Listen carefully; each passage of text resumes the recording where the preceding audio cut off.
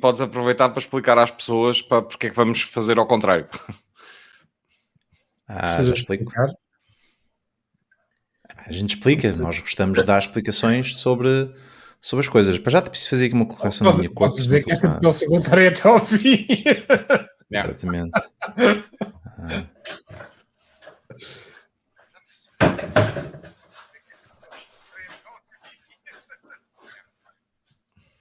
Já estás online. Pronto. Já sim, senhor. Onde é que estás aqui? Tu safaste e encontraste um isqueiro, pá, ou traz aí já os platinhos para te aguentares? Eu tenho é logo macio. Tenho um backup chamado caixa de fósforos ali numa prateleira, porque tanto serve para o grelhador como serve para safar quando o isqueiro morre. Fala em isqueiro. E o tempo que eu demorei para arranjar uma botija de recarga de gás butano? Tinha uma maçarico daqueles de cozinha. E arranjar uma botija para aquilo. Pá, há um sítio onde encontras certeza, que é no César, onde era a TB Store.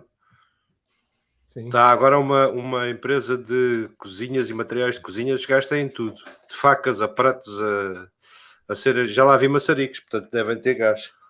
Devem ter gás, sim, mas não é fácil. Pá, não faço ideia. Aquilo é um cartucho não standard? O que eu vi online era... Acho que os únicos cartuchos que comprei na minha vida era camping gás, daqueles pequeninos. É daqueles camping gás, que é na... Isso na Decathlon há. Mas acho que aqueles ali não sei. Porque aquilo é uma maçarico daqueles de creme brulee, na prática. Sim, eu sei o que é, mas não fazia ideia que tinham um recargas, difícil. Aquelas por baixo. Parece aquelas cenas das pistolas de CO, não é? Sim. Também, o pessoal aquele que anda a meter, como é que é o ácido? Pois, o tal, o hilariante. O hilariante. Olá, João, boa noite. Olá, João. O que é que nós estamos aqui a fazer? Não estamos aqui a fazer nada. Encher um chouriço à espera das 10h30, pá. De 6 minutos. Exatamente. Nós somos encher um chouriço para depois enchemos outro chouriço. Já nos atrasamos alguma vez? Não. Nunca. Eu já. O Pedro já chegou mais tarde, mas... Já. Eu até já nem cheguei, mas já cheguei mais tarde, sim. Sim, mas o programa começou a tempo, pá. Tu é que chegaste depois, não é? Sim, claro, porque isso é a coisa mais importante. Amigo não empata amigo, não é? Exato, é o meu pouco peso institucional, não é? Se eu fosse a rainha de Inglaterra, esperavam que desde lá. Diria o protocolo, não é?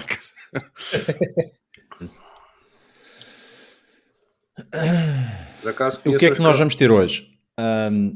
Eu explico depois quando a gente entrar ao vivo. É isso. A nós? Vais-nos manter no escuro durante 6 minutos? Exatamente, pá. Ficamos bem no escuro. Hoje dei comigo para ver dois sujeitos que eu conheço para discutirem no LinkedIn o que é que devia estar ou não estar no currículo. E eu fui espreitar os currículos deles para dar uma opinião. Pronto. O especialista de LinkedIn, olha que chegamos, Paulo. Pronto. E os currículos dele, basicamente, o que me diziam era o seguinte: estes gajos não estão mais de 3 meses em nenhuma empresa, pá. E o que eu diria era, eu nunca contrataria estes gajos na vida, pá, porque os gajos podem ser os melhores gajos do mundo. O compromisso que eles têm com as empresas para que trabalham é zero, meu. Por exemplo, se fossem especialistas em ejaculação precoce, 3 meses já me parecia demasiado. Pois, por exemplo, só se fosse isso, mas infelizmente eram programadores, eu imagino um programador a entrar num projeto, a fazer o ramp-up durante o primeiro mês, a estar lá 2 meses e sair. E o terceiro mês é para passar a pasta. Olá, Luís, boa noite. Vocês são todos muito esquisitos, é o que é. Pois são. Mania de ter pessoas fiáveis, pá. Exato. Comprometidas com empresas, pá, que coisa esquisita, pá. Eu, por exemplo, há uma coisa que omito no meu currículo, que é o facto de ter profissionalmente tomado conta de 4 prostitutas num stand de tiro da Feira Popular de Lisboa. Nem sei como é que é dizer isto às pessoas. Não digas. Recursos humanos. Por falar em LinkedIn, temos 4 minutos. Fui abordado por um recruiter no LinkedIn, basicamente a dizer o seguinte: não é um recruiter, uma empresa de recrutamento, basicamente a dizer o seguinte: nós temos um programa dedicado às minorias. Ou seja, tens cara de minoria. pessoas que vêm de percursos dedicados às minorias, pessoas, portanto, eles basicamente a informação era 60% das nossas pessoas que nós temos na nossa base de dados ou que podemos fornecer por causa dos skills vêm de minorias. X% são mulheres. Y% são pessoas da BAME, que é Black and Asian Minority Ethnicity. É para qualquer coisa assim do género. Portanto, do Black and Asian. E depois, outros X% eram pessoas que, quando eram mais novas, utilizavam food stamps. Ou tinham necessidades especiais. Não é necessidades especiais, tinham aquela coisa das school meals, ou seja, o Estado pagava carência, sim, exatamente, carência. Epá, eu pensei assim, isto deve ser, porque nós a semana passada falámos de cotas, isto deve ser já um serviço qualquer para tu preencheres a tua cota. Epá, preciso de X pessoas asiáticas, telefonas a esta empresa, pá, arranja-me 3 pessoas asiáticas, eles arranjam. Preciso de pessoas que, quando eram mais novas, ainda não percebi porque é que ele estava a falar contigo. Minorities on demand. Exatamente. Ainda não percebi porque é que ele estava a falar contigo. Não, basicamente a coisa foi devemos estar para aí quase a chegar ao mês da diversity, é uma coisa qualquer, e agora essa pessoa que me fez a abordagem no LinkedIn queria saber como é que estava a diversity na minha empresa e se nós estávamos a atingir as nossas cotas, e então tinha pessoas que podia propor para nós atingirmos as cotas. Basicamente foi isso. Ao que nós chegamos, com esta cor, tenho aqui um tipo com esta cor ou com este cabelo e que lhe posso enviar para um preço módico. Parece a troca de cromos, pá. Que cores é que faltam aí na empresa, pá? Isso é uma boa analogia. Exatamente. Parece a troca de cromos. Parece-me bem, sim senhor. Olá, Pedro. Boa noite. Sou Lourenço. Onde é que estás a ver o Pedro? Entrou e fez ali um pequeno vibe, exatamente. Pequeno vibe. Está no Facebook, estava a dar para o YouTube. Vamos a isso. Mas é como é. Vamos a isso. Vamos àquela parte inerável. Vamos entrar agora. Dei 15 segundos. Ou 7.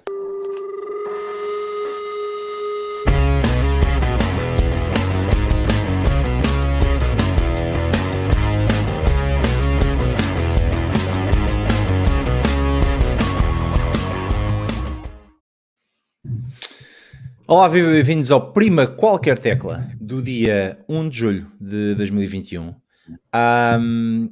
E hoje vamos ter de fazer aqui umas trocas. Não porque as nossas cotas de carecas claramente são maiores do que aquilo que nós precisamos neste programa. Também estamos acima do limite, também estamos apoiamos a terceira idade e as pessoas mais idosas, portanto também temos aqui exatamente, também temos isso aqui também temos isso aqui incluído, portanto nós atingimos todas as somos muito diversos neste programa, e somos tão diversos que hoje decidimos fazer a coisa um bocadinho ao contrário. Portanto, às pessoas que nos acostumam a acompanhar, nós trazíamos um tópico especial, ou trazíamos um tópico para falarmos aqui convosco durante a primeira hora, e depois a seguir andávamos a discutir as nossas teclas, já no final do programa, onde cada um traz a sua opinião e sobre aquilo que nós queremos falar. Por causa do nosso convidado de hoje, que atrasou-se um bocadinho, é a vida, que é o Edson Ataíde. Ele foi convidado para nos ajudar hoje a perceber como é que a comunicação se mudou ou não na questão de pandemia. Portanto, nós vamos dar aqui uma espécie de buffer para ele poder chegar e poder colaborar connosco e poder estar um bocadinho connosco a falar sobre isso. Por isso é que nós vamos fazer a questão das teclas primeiro. Basicamente é essa a questão. E pronto, e hoje a primeira tecla, e indo diretamente a isso, a primeira tecla de hoje é do Pedro Aniceto, que nos quer trazer o C de comunicação, e não só, certo, Aniceto? Nada, tem um C de casmurrice, de cabrita e de comunicação. Eu penso que atingimos o limite da paciência, nada contra Eduardo Cabrita, que eu até conheço pessoalmente, mas a gestão deste processo do infeliz acidente que vitimou um trabalhador uma subcontratada da Brisa, a gestão disto tudo faz-me perguntar onde é que estão as pessoas que o podem aconselhar. Eu não sei se vocês já tiveram o sentimento de culpa, espero que não tenham tido, de atingir alguém em termos de acidentes rodoviários. Eu já tive. E apesar de não se poder comparar sequer, não é? Estamos a falar de um susto. Há sempre, por muitos anos que passem, há sempre aquela noção de que podias ter sempre feito algo mais, mesmo que não pudesses ter feito. Este silêncio, este metralhar nojento, que não tenho outra explicação para aquilo que está a acontecer nas televisões, da especulação sobre o acidente, das milhares de teorias, das mais inteligentes às mais parvas, mostra que o silêncio da parte do Ministério e da parte do próprio Ministro é tudo menos inteligente. Porque a única forma de tu matares, salvo seja, o assunto e o enterrares de vez, é falar abertamente sobre ele. Sabemos, as tragédias acontecem, mas a tragédia maior que se segue à falta de comunicação sobre este tema, e polémicas à parte, não estou a pensar no resto de tudo o que já assistimos sobre Eduardo Cabrita, mas sobretudo este aproveitamento político, de que vai da chapa de matrícula do automóvel até à velocidade teórica com que a pessoa foi atingida, com pessoas a dizer que não podiam ser 200 km por hora porque se o corpo não foi projetado mais de X metros, isso não pode ter acontecido, e apesar disso as coisas continuarem a escorrer o vómito de todo este comentário teórico, de pessoas que precisam de vender minutos de televisão e que qualquer coisinha serve para vender, nem que seja a miséria humana. E não estou a falar do ataque político, estou de líderes partidários que podiam estar muito bem calados. Alguns fizeram conferências de imprensa e eu pergunto-me para que se um telefonema de meia hora resolvia o contacto com os militantes todos do seu partido, a exigir a admissão. Hoje já não se pede só a admissão do ministro, pede-se a cabeça do primeiro-ministro, e tudo isto porque os dias passaram sem que alguém viesse dizer: mas caras, tenho uma declaração a fazer, isto, independentemente dos inquéritos, independentemente da atrapalhada que vai aqui da GNR, que desmente uma estação de televisão, que por sua vez vem o DIAP desmentir outra informação. Tudo isto é muito mau. E não estou sequer a personalizar. A gestão de uma desgraça não pode ser feita com o silêncio, haja ou não um inquérito a decorrer. Há que haver um momento, mesmo que o homem não se demitisse, mesmo que o homem não quisesse demitir, porque eu acredito que não queira, que se quisesse já se tinha demitido. Tudo isto está a tornar uma coisa completamente ingerível. Não gerível, ingerível eu já tenho que ingerir isto todos os dias. Tudo isto se torna um pesadelo já em termos de peso governamental, tudo de uma coisa que podia perfeitamente ser evitada com uma declaração de menos de um minuto. Eu não sei se estão de acordo ou não personalizando, não pessoalizando os ataques, mas esta gestão parece-me tudo menos inteligente. Como figura pública e com responsabilidades governamentais, tem mais responsabilidade do que um de nós, como tu dizes, que tenha tido a infelicidade de atropelar alguém. E o curioso é que ele teve essa oportunidade. Ainda recentemente, perante as câmaras, perante o Presidente da República, teve essa oportunidade e tinha esse respaldo quase institucional e resolveu não fazer. Portanto, não foram faltas de oportunidades. Eu acho que este silêncio diz, e como tu bem referes, dá às interpretações e a teorias de conspiração, e estamos em tempos em que é fácil espalhar essa desinformação. Até porque ele está fragilizado, ele já vinha fragilizado. Realmente, há quem o diga, inclusive, que isto é uma oportunidade para ele, numa posição de fragilidade, que ser alvo de uma remodelação por uma questão, não digo menor, mas Desgaste? não política diretamente. Portanto, acredito que vai acabar por ser um bode expiatório para uma remodelação que não tem a ver com méritos políticos, mas antes por desméritos de comunicação, na prática. Mas não há aqui... Curiosamente... Diz, Vítor.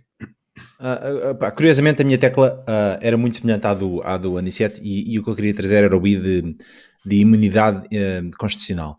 Porque é um bocadinho que é aquilo que se sente quando nós temos deputados que têm de ir ao Parlamento para ser revogada a sua imunidade parlamentar, quando temos ministros que, de uma forma ou outra, através da Constituição, tudo o crime que possam eventualmente fazer enquanto estiverem em frente a um órgão de soberania, pode ser ou abafado ou basicamente não, como é agora com o Ministro da Administração Interna que não dá justificações.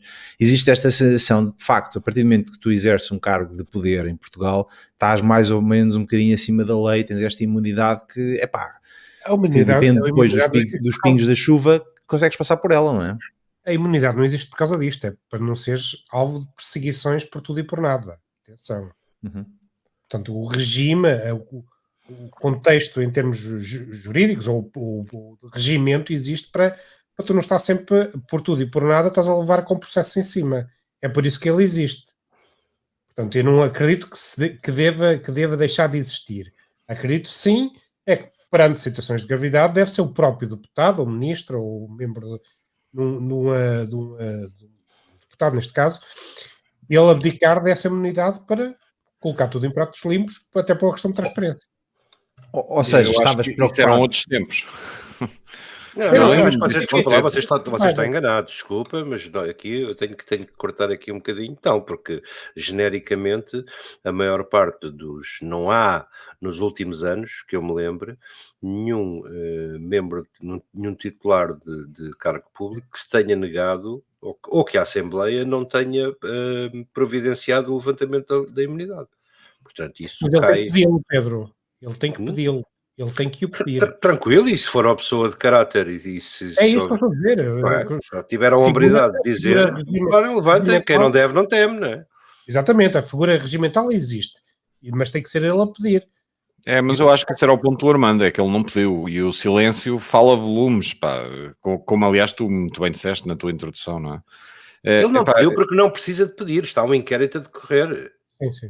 Não é? Está um inquérito a decorrer, não há uma acusação, só há presunção, mais nada. Não é? Agora, há aqui o mínimo. Eu não digo que o homem tenha que chorar. Se eu tiver o azar de matar alguém que não conheça, não é? E se fosse ministro ou se for outra pessoa qualquer, mesmo que seja um cidadão comum, tu não vais ao funeral, em condições normais não irás. Por razões de segurança até, não irás ao funeral de uma pessoa que não conheces, a que tiveste a infelicidade de te ver envolvida num acidente.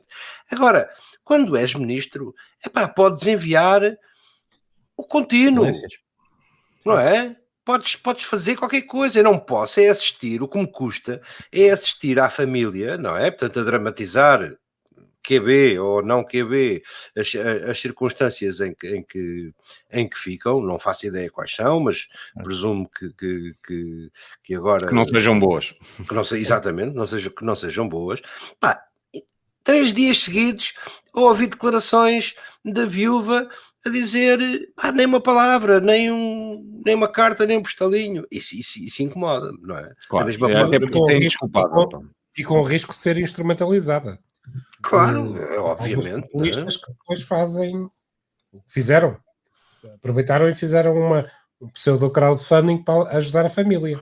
Mas eu no final do dia concordo contigo. Eu acho que isto é uma tragédia e acho que as pessoas que têm responsabilidades políticas não se podem remeter a silêncio neste tipo de situação.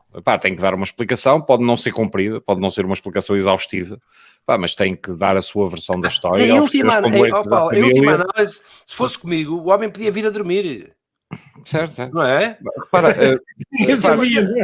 olha ali uma horinha até Lisboa, espera aí que eu vou aqui encostar a cabecinha um bocadinho, está bem? Certo, Pá, até pode acontecer, percebes? Opa, ele podia vir a dormir ou olhar para o telemóvel ou para o portátil, ele vinha atrás, portanto, quer dizer, vinha no banco de trás, pá. Ele pode não saber de nada, pode não ter percepção nenhuma do que aconteceu, pá. Mas agora tem obviamente que lamentar a tragédia e tem que fazer tudo ao seu alcance para que seja feita a normal investigação e seja indenizada a família, etc, etc. E isso são as responsabilidades dele. Pá, só que este ministro parece-me a mim particularmente inábil a jogar o jogo político. E obviamente que vai ser remodelado quando houver a primeira remodelação, só por um motivo, porque politicamente neste momento é um empecilho, é um problema. E portanto vai acontecer forçosamente, não é?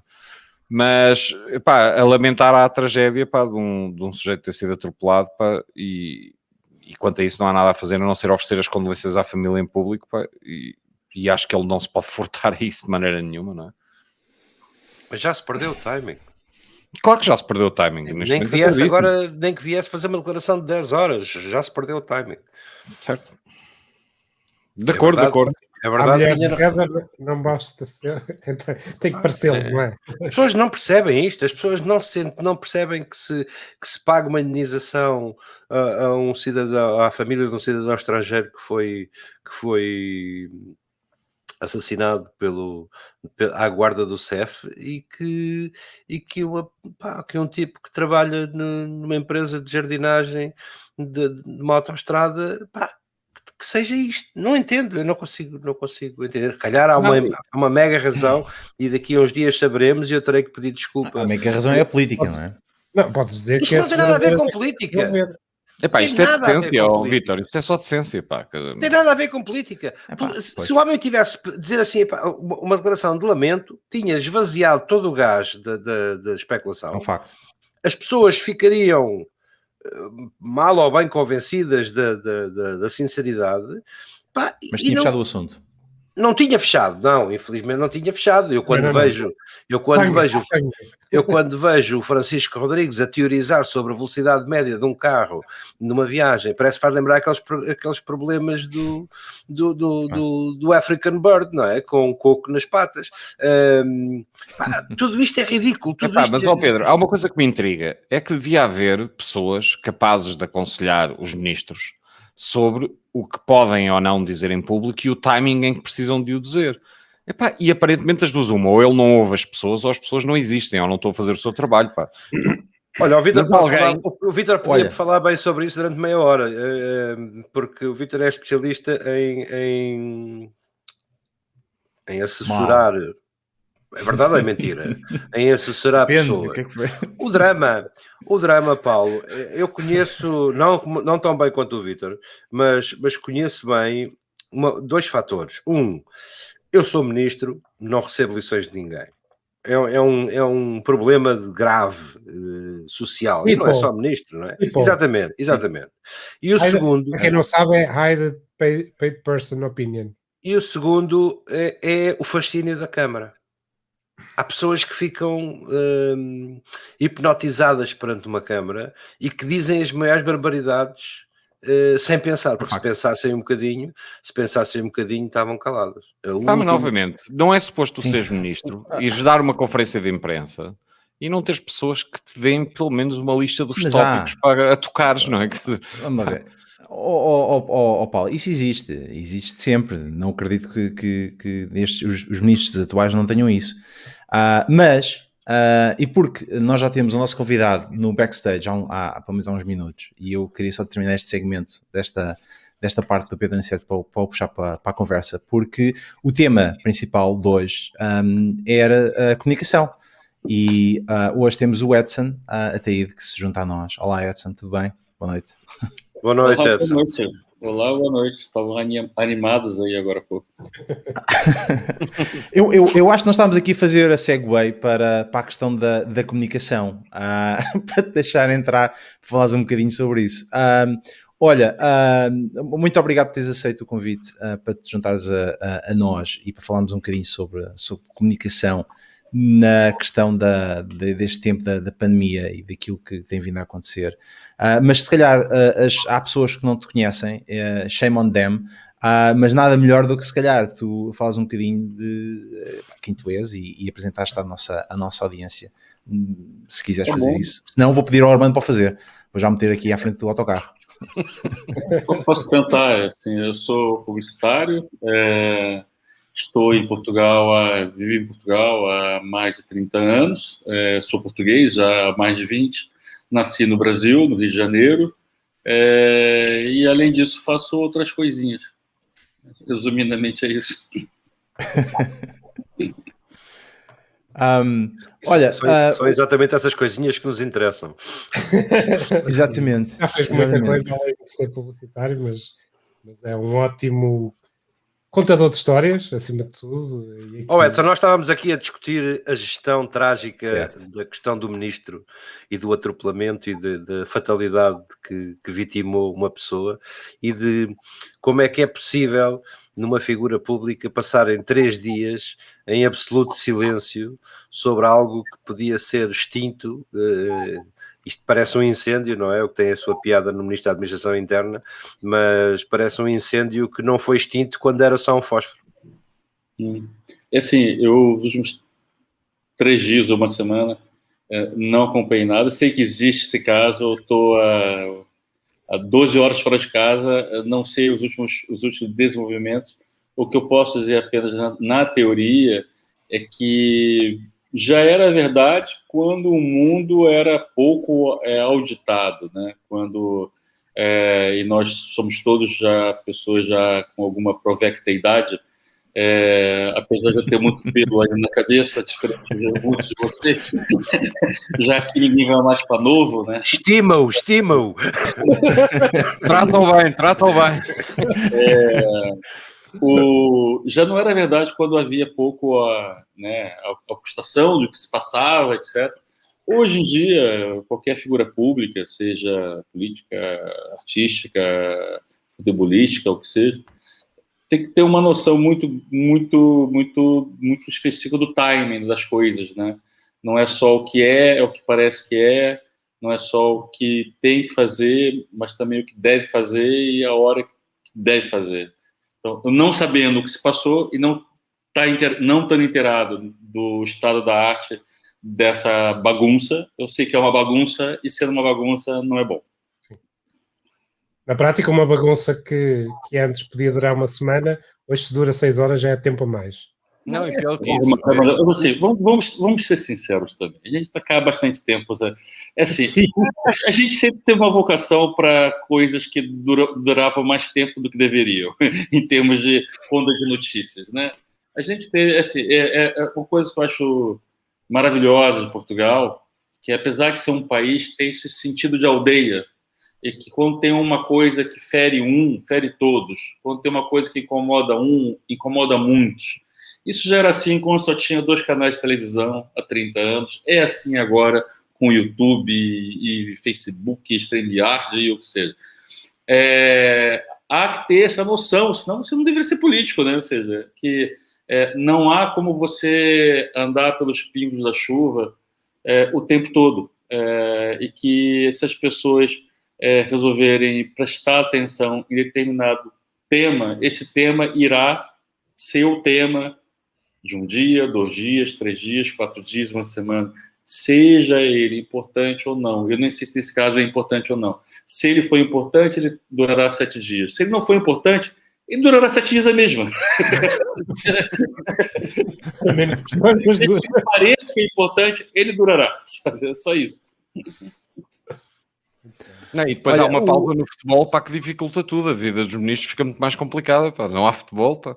Não, mas assim, Portugal tem uma coisa que eu acho maravilhosa, que os Estados Unidos não têm, que é a gente consegue colocar uma polêmica on hold, assim tipo, a gente para com a polêmica, vai fazer qualquer outra coisa, depois a gente volta para aquela. Né? Enquanto multitasking. Na teoria do spin né, americano, né, se você conseguir fazer o spin de outro tema, esse tema irá ocupar os mídias e logo aquilo que você tem foi naquela onda. Não, a gente volta uma semana depois, se for o caso. Um mês depois. E há um esqueleto no armário, nós temos a chave. Alguns dos últimos grandes escândalos em Portugal, em geral são coisas que foram publicadas em algum momento e que ficaram meses até que alguém olhou assim, gente, a gente está sem assunto, vamos buscar aqui, né? Aliás, a coisa agora do... É um estoque de mete nojo, não é? Russos, a coisa das armas lá que foram roubadas era uma coisa velha, só que apanharam, né? A coisa agora até da Câmara dos Refugiados foi noticiada em janeiro, mas só agora, em junho, é que o pessoal resolveu dar atenção. A gente tem uma capacidade muito grande de nos ocupar com... Mas que para mim também é um exemplo desse sentido comunitário. Ou seja, a gente está, no bom e no mau sentido, sempre muito preocupado com o que se passa em volta. No bom e no mau sentido. Exatamente, o que nem sempre é mau, não é? Não é o que faz, por exemplo, quando tem uma pandemia, faz com que Portugal reaja muito bem e se proteja, e se agarre, etc. É também esse sentido comunitário que faz isso acontecer. E outros países, no meu país de origem, por exemplo, as pessoas lá se matam agora ainda. Eu não tomo vacina, eu não tomo essa vacina, e assim... uma total ausência de sentido comunitário, né? Ou seja, é péssimo quando o país não tem. Então é bom que ele tenha. Mas quando ele tem, também tem as consequências. Uma das consequências é que a gente vai ficar lá até cansar de determinado tema. Ou seja, isso é mal para quem é o assunto, né? O bombo da festa está sempre coitado, né? Não é legal. Isso também coloca muita pressão nas empresas que fazem spin. E agora eu sei que o Aniceto vai-me dizer que eu tenho alguma coisa relacionada com isso, quer dizer, já me deixei dessa vida, agora fui a Fátima, Benzime, meti água benta, livrei-me de todos os pecados e já não tenho nada a ver com limpaste o browser. Exato, limpei o browser, deitei o portátil fora, apaguei os contactos todos na lista telefónica e fiquei com o problema resolvido. Mas agora é mais difícil para as empresas conseguirem tirar um assunto da atualidade. Porque se Portugal nós conseguimos reciclar estes assuntos, é extremamente difícil as pessoas arranjarem assuntos novos. Quer dizer, nós temos a bola, temos depois agora vêm as férias, depois vem o Parlamento, não sei o que mais, e daqui a algum tempo ainda vamos estar a falar de assuntos de janeiro. É bem mais difícil para agências de comunicação, ou quem está a desenvolver estratégias de comunicação, retirar estes assuntos, porque os assuntos estão sempre a vir ao de cima, não é? É sempre difícil fazer spin. Eu não sou especialista no assunto, eu sou apenas um curioso da área, a minha vida não tem a ver com isso. Admiro, entre aspas, quem faz, no sentido de admirar, que é uma coisa trabalhosa, né? Não é que eu queira para mim, né? Admirar nesse sentido, assim, né? É que nem alguém que constrói uma estátua de 20 metros ou uma ponte. Eu não quero fazer, mas admiro quem faça, né? No caso de Portugal, temos as nossas idiosincrasias, e uma delas por exemplo, né, desde que esteja publicado no jornal, num corpo de letra, além de 40, ou seja, narrado na escalada de um telejornal com a devida voz, tudo será um escândalo. Por exemplo, governo decretou que hoje é hoje.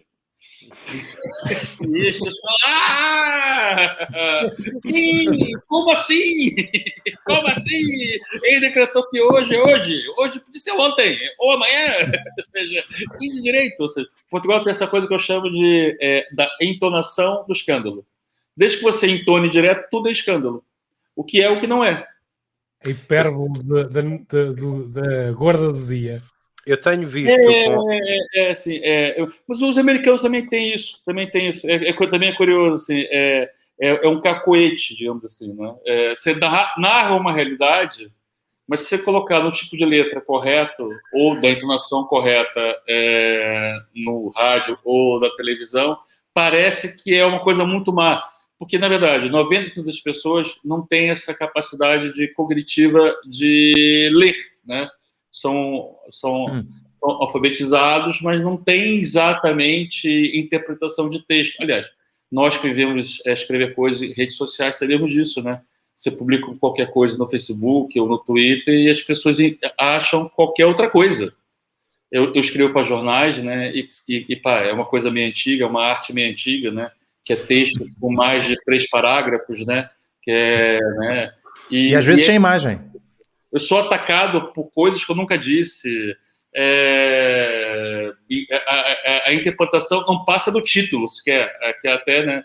Se o título fala assim, Black Lives Matter, aí tem já uma coisa assim, quem é esse fulano aí que acha que nós falamos inglês em Portugal? Ou seja, nem sequer sabe o que eu escrevi. É desse nível a coisa. Sim. O que num ano particularmente propenso, que as pessoas ficaram fechadas e que não existia este sentido comunitário de falar tanto com outras pessoas, é um terreno fértil para teorias de conspiração e desinformação. Certo? Assim, a gente se portou muito bem nas primeiras 3 semanas, né? Depois foi uma ladeira abaixo, né? Na boa. Houve algo próximo como um marco civilizatório durante muito pouco tempo. A gente está nessa há 1 ano e meio, depois disso foi só piora, né? E com relação a nós que temos um pouco de... Enquanto ser humano, né? Assim, eu acreditei durante realmente 1 mês que a gente ia sair dessa melhor. E eu sempre conversava, inclusive, quando nós descobrimos que podíamos fazer lives, né, e usar essas ferramentas que já existiam, mas pronto, a gente não usava dessa maneira, eu fazia tipo assim, eu não sei o que vai acontecer, eu sei que eu estou errado, mas eu acredito, eu quero acreditar que nós vamos sair melhor, né?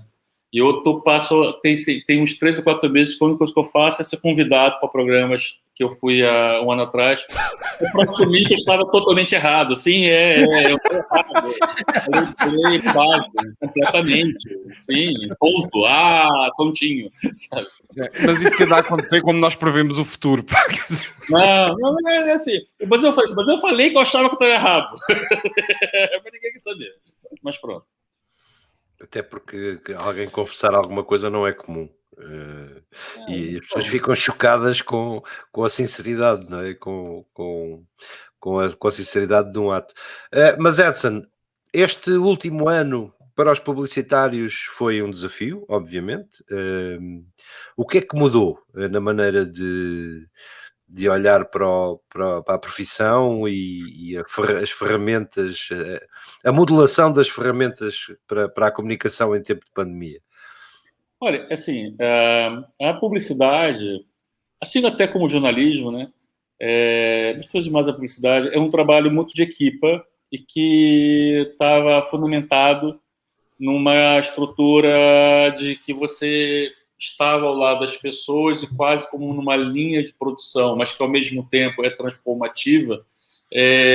As pessoas iam se tocando, conversando e as coisas iam andando. Quando a gente mudou para esse formato online, o que acontece é que há uma separação maior, ou seja, as partes ficam mais definidas. E isso traz algumas coisas positivas, não muitas, mas traz muitas coisas negativas. Então, a comunicação, a publicidade, ela, hoje em dia, tentar explicar, acho que a melhor metáfora é como se fosse um jogo de futebol aonde você já não pode... Você pode fazer passes, já fazia antes, continuamos agora, mas você já não tem aquele momento em que há o toque entre os 2 jogadores e que, se calhar, há um passe para um terceiro. Não é mais uma jogada ensaiada, é uma jogada improvisada no olho e no momento.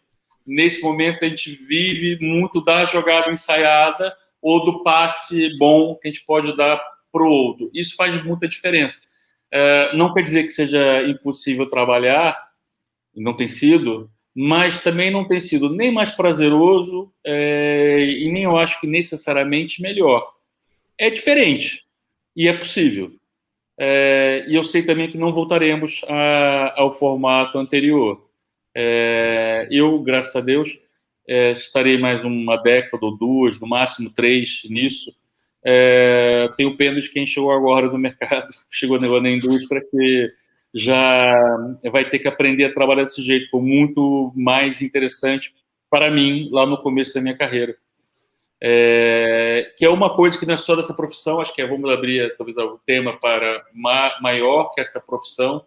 Eu falei de jornalistas, mas poderia falar de outras coisas, de outras atividades.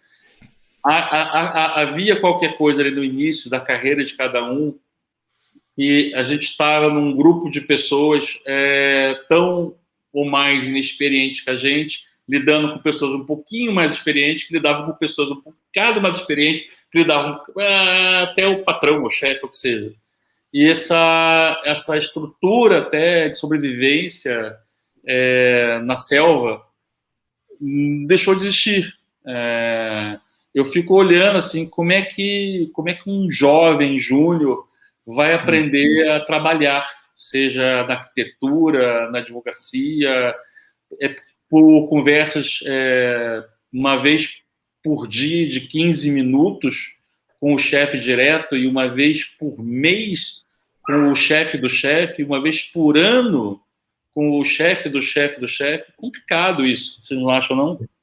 Mas no jornalismo isso ainda é mais óbvio, porque a velha escola, as antigas escolas de jornais se faziam pela tarimba, hoje se fazem pela educação e pelo estudo antes de abraçar a profissão. Alguns dos jornalistas que eu mais admirei não tinham formação jornalística, tinham tarimba, tiveram décadas de redações e de chefes, e de quem beberam conselhos, às vezes a mal, outras vezes a bem. No caso da publicidade isso talvez seja um pouco diferente, porque sempre houve... Não, acho que vai ser muito diferente. Acho que assim, vamos lá. Eu acho que vai separar da minha cabeça, por exemplo, um médico também tem isso, mas é uma coisa que, como eu vou te explicar, não é tão abstrato, né? Um advogado, acho, tem uma apreensão do conhecimento mais abstrato. Um jornalista tem um mais abstrato. Publicitário, mais abstrato. Que você aprendia mimetizando também, e a tarimba vinha também de você estar errando na frente de outro, né? E o outro está te corrigindo, ou você olhar o sucesso do outro e imaginar, ele fez certo, o que eu posso fazer? Eu aprendi assim, pelo menos, né? Eu aprendi... a ver os outros a fazer. Hã? Aprendeste a ver os outros a fazer. Portanto, eles estavam fazendo e tu estavas aprendendo com eles. A publicidade é uma atividade, eu sempre falei isso, a publicidade, assim, é o primeiro curso que você tem, é a publicidade que existe, aquela que está feita por outro, né? Então, você só pode evoluir publicitariamente num país se a publicidade evoluir a ponto de você que vai cursar a coisa e depois vai trabalhar nisso, já aprendeu quando tinha 8 anos de idade, quando tinha 6 anos de idade, quando tinha 5 anos de idade. O que você viu na televisão, ouviu no rádio, viu na rua, leu no jornal, ouviu na internet, ou seja, a publicidade ela é uma coisa que você aprende vendo, depois aprende executando, mas o executar é com alguém ao lado. Sim. Você precisa ter alguém experiente, errando mais que você, talvez, às vezes, né? Mas errando mais à frente, para que você possa ver e tentar corrigir, tentar aprender. E alguns conseguem, outros não. E nesse formato que temos hoje, que eu acho que será o formato dos próximos tempos, da próxima década, pelo menos, você vai ter uma coisa que vai evoluir, acho que mais vagarosamente. Há aqui uma dimensão que eu lembro-me, compara um pouco à Pixar, e o Ed Catmull escreveu sobre isso, sobre uma espécie de polinização criativa, que é de estarem as pessoas no mesmo local e que se encontram e vão umas contra as outras e se chateiam e debatem, que isso desapareceu. E para quem trabalha na área criativa, isso é um mal deste tempo, que não há esta miscelânea, esta gentrificação criativa quase, que desapareceu. Tu hoje não te cruzas com alguém no café, ou junto à máquina para beber um copo d'água. O criativo publicitário, ele deveria ser sensível até ao que o outro veste, ao que o outro fuma, ao que o outro lê, no sentido quase, sem opinião, se é bom ou mal fazer isso, mas é apenas que é real, ou seja, ele tem que reagir à sociedade desde o companheiro que está do lado, e se ele for bom publicitário, ele reagirá também ao que ele vê no autocarro, ao que ele vê na tasca, ao que ele vê no restaurante. O bom publicitário, o bom criativo publicitário, foi sempre aquele que frequentava restaurantes caros e tascas baratas. Frequentava o bairro e frequentava o jet set. Frequentava a praia e frequentava o interior. Você já tira tudo isso, já, né? Depois tira ainda a possibilidade de conviver dentro do mesmo espaço físico profissional com alguém que tem uma formação completamente diferente da sua, de família, de bairro, de cidade, de cultura, ainda mais numa cidade como Lisboa, que nós tínhamos uma possibilidade assim muito recente, durou alguns anos, não chegou a ser realmente realizar, que era ter realmente nas agências uma população de gente que era alemão, tcheco, ucraniano, angolano, brasileiro, italiano. Isso estava começando a ser uma realidade. Não era só português e brasileiro, né? E de repente deixou de existir essa possibilidade, deixou de se conviver. Eu mesmo, na minha equipa, eu já tive no último ano, tive um ucraniano que voltou para a Ucrânia, tive essa semana um rapaz lá que eu confesso que não lembro bem o país de origem dele, mas é daquela zona, que está voltando também. Ou seja, havia todo um caldo de cultura em Lisboa, específica de Lisboa, no último meio de anos, antes da pandemia, que estava levando a uma outra coisa. E essa outra coisa eu não sei o que seria e aparentemente não saberei. Mas estava indo. Pois, repara uma coisa, eu vou tentar fazer o paralelo com a área mais tecnológica, não é? Com as pessoas que trabalham, epá, não estou a dizer que não trabalhes o dia todo em frente ao computador, certamente será passado a volta disso ou de outra forma mais criativa, mas há pessoas, por exemplo, na área do Paulo Laureano, que está constantemente em frente ao computador, que não precisa estar num escritório, porque trabalha sozinho, ou porque tem de entregar trabalho e o trabalho é por objetivos e aquilo é extremamente concreto e muito específico. E essas pessoas, quando vem a questão da pandemia e vêm estas coisas todas chegarem, a primeira coisa que pensam é: eu vou voltar para a minha cidade, para o meu país, para a praia, porque eu gosto de estar a trabalhar de lá, e refugio-se um bocadinho nisso. Na parte da criatividade é exatamente o oposto. As pessoas precisam de estar onde as outras estão. E se hoje em dia nós dizemos que as pessoas estão nas redes sociais, falta aqui o contexto, falta aqui porque nós fazemos o que quisermos nas redes sociais, não é?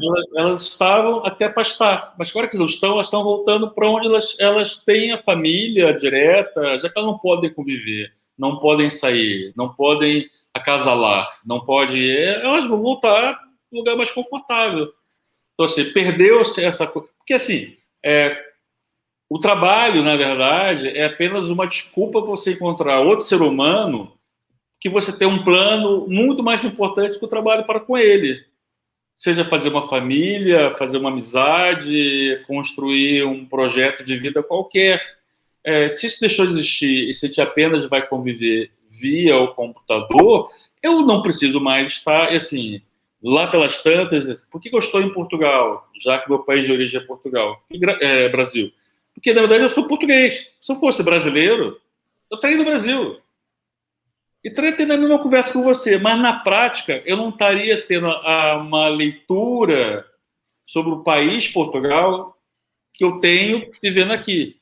E eu sei que a minha leitura sobre o país Portugal hoje é pior do que eu tinha há 2 anos. Por exemplo, cheguei aqui logo que vocês estavam falando de um tema, jornalística, etc. E que eu sei que está acontecendo, que eu vi de rabo de olho na televisão, vi um Twitter, mas assim, não tive. Mas se eu tivesse numa empresa, com as pessoas ao lado, eu perceberia claramente a temperatura do comentário e saberia qual era a opinião da média das pessoas. Mas como eu estou isolado em bolhas, eu acabo por não ter. Essa é a diferença. Hoje em dia, eu não consigo conversar, mas eu não consigo entender bem quando eu entrevisto todos os dias gente de várias partes do planeta que quer vir para Portugal, e eu fico olhando assim, mas o que você quer fazer aqui, especificamente? Não sabem dizer. E sabiam dizer há 2 anos, sabiam dizer perfeitamente, podiam estar erradas, podiam estar perfeitamente erradas, mas elas sabiam o que elas queriam, ou seja, em geral elas não tinham, cara, eu ficava olhando assim, tipo, tá bom, venha, e assim, uma coisa que eu aprendi é assim, não incentiva, mas também não corta as asas de ninguém.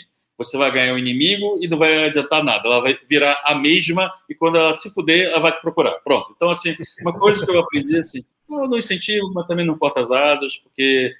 Mas hoje em dia eu nem consigo entender, seja, é uma coisa meio... Enfim. Era isso que na conversa de hoje? Não era. Eu vou corrigir. O Vítor puxou para o outro lado, mas se calhar eu posso pegar em algo que disseste, que é esta visão de funil, que nós não temos estas pistas sociais, e olhando para o trabalho que tu fazes e na área de publicidade, eu olho para os titânios deste ano e vejo ali alguns temas comuns com o surgir da pandemia.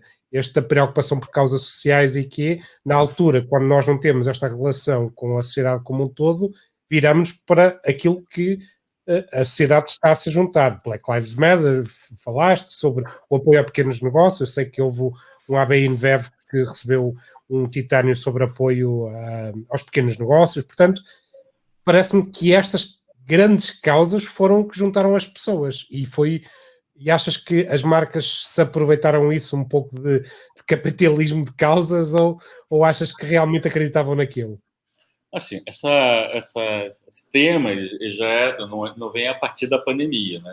Já começou de maneira bem visível há uns 10 anos e vem engrossando, né? A cada ano engrossa mais. Hoje, por acaso, no fim do dia, eu estava num evento online também com o diretor criativo da STB de Nova York, onde ele mostrou, por exemplo, um case que ganhou o Grande Prêmio de PR, se não me engano, sim, de PR, que é e o Grande Prêmio também de outra categoria, mas que é o Contrato por uma Mudança, Contract for Change, que é da Nickelodeon, não é? Sim. Nickelodeon, não é da cerveja? Da cerveja, também pertence à Ambev e tal, mas que é a... Não é da Michelob, não é Michelob. Michelob e ganharam o Grande Prêmio com outro trabalho que é a... Não é Michelob, é Michelob. E que é o compromisso de que vai se tornar 100% orgânico todas as cervejas no prazo de 3 anos, né? Então, estou explicando. Não é que seja... como está na moda abraçar causas, vamos abraçar isso. Não, é negócio. 99% dos consumidores americanos querem consumir produtos orgânicos. 1% das cervejas são orgânicas. Então, assim, apesar de ser um contrato de 3 anos, assim, é um trabalho que vai durar 30. Porque enquanto tudo não se tornar orgânico, não vai estar resolvido, né? Então não é uma tendência que tem a ver com a pandemia. Acho que a pandemia pode ter ajudado, ou ajudaria, ou ajudará a sublinhar algumas coisas, mas é algo que é intrínseco do ser humano, dependendo do ser humano.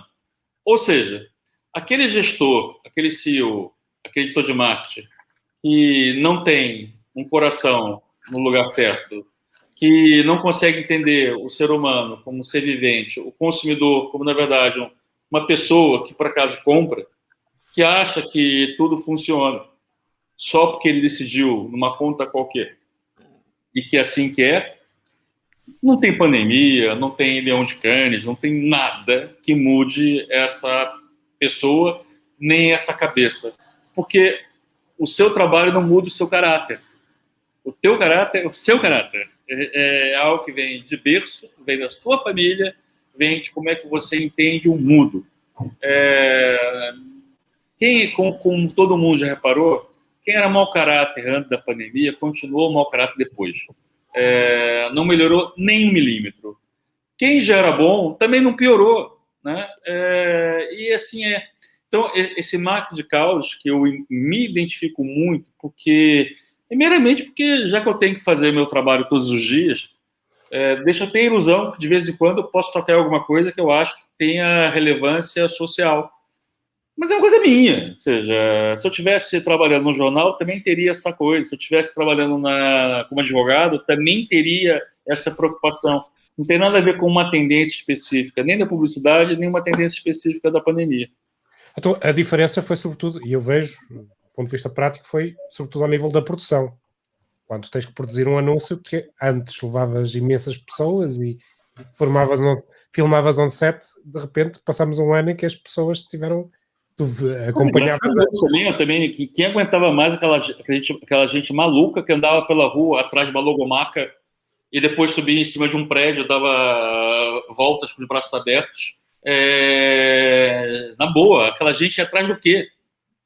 A gente teve uma década na publicidade em Portugal que basicamente era um bando de drunfados que andavam correndo de um lado para o outro, atrás da logomarca de uma marca, de um cliente. Sério, ou seja, não foi só aqui, foi no mundo inteiro. Só estou falando aqui porque eu estou aqui, né? Isso e gente maluca que fica rodando em cima de prédios da cidade com o braço aberto. Porque vai cair, vai morrer, não faz isso. Devia ser proibido pelo governo, não pode dar esse exemplo errado para as crianças. Então, assim, ainda bem que não pode fazer mais isso, né? Então, somos obrigados a trabalhar com o átomo necessário do que tem que dizer, que é pessoas. 1, 2, 3, 4, o que seja. Mas não é a primeira vez no mercado publicitário em termos de comunicação que há uma onda de boas causas, ou seja, eu estou-me a lembrar, eu tive um ódio de estimação a campanhas de plantação de árvores, ou pseudo-campanhas de plantação de árvores. Houve 5 anos ou 6 em que toda a gente achava que só ia para o céu se fizesse uma campanha que implicasse plantar supostas árvores, que eu hoje, por acaso, gostava de ter a varinha mágica de perceber quantas sobreviveram 10 anos depois de... Estão em padrão.